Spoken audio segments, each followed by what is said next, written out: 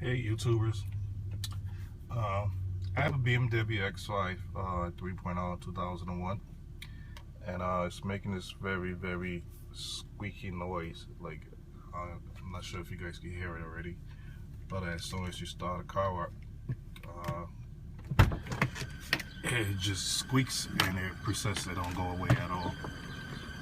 I'm not sure if you guys hearing that right now. Shut the car off. Shut the car back on. Shut the car back on. And you hear that squeaky noise. That's just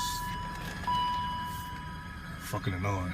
But yeah, it just don't go away. It squeaks the whole time. I was told it might be the water belt, the water pump bearings, or the what you call it, power steering pump bearings.